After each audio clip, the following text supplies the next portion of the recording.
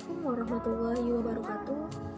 Perkenalkan, nama saya Siti Mariska dengan nomor NIM 200376. Video ini untuk memenuhi ujian tengah semester 3 Fakultas Ekonomi dan Bisnis, jurusan Manajemen, mata kuliah Kepemimpinan Bisnis.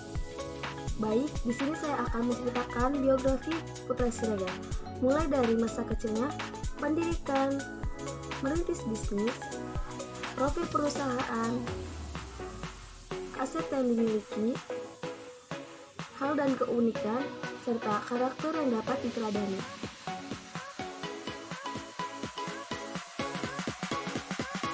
Kehidupan masa kecil Putra Siregar.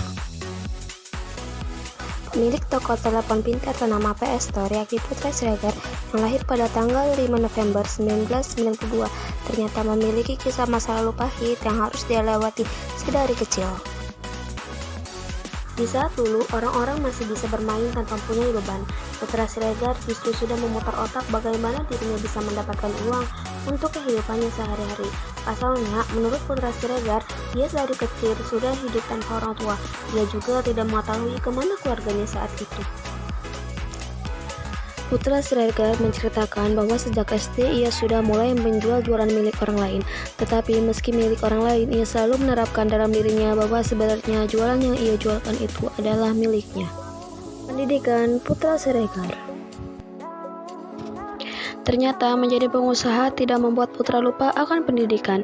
Tercatat bahwa dirinya pernah berkuliah di Universitas Sumatera Utara, walaupun belum diketahui dari tahun lulus dan jurusan apa yang digeluti oleh Putra. Merintis bisnis.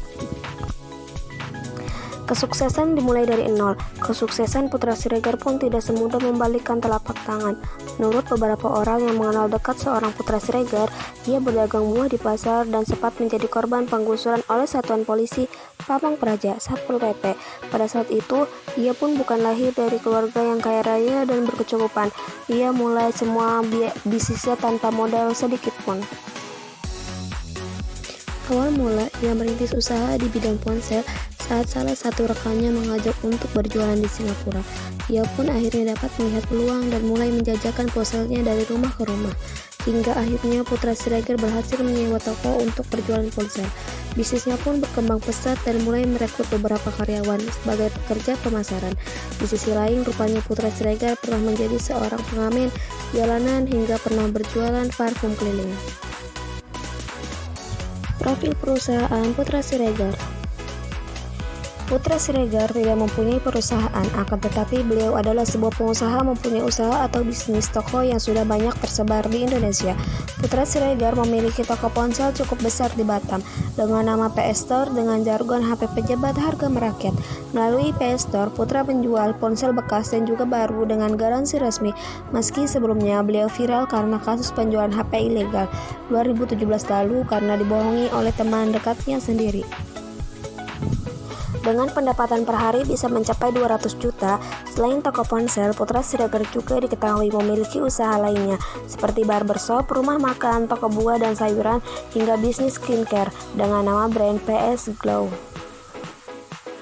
Aset yang dimiliki Putra Siregar. Yang pertama yaitu rumah senilai 1,5 miliar, deretan mobil sport seperti Lamborghini, Ford Mustang, Lexus, dan masih banyak lagi.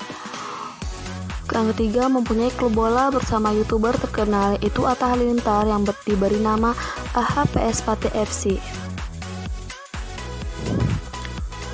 Hal lain atau keunikan yang dimiliki.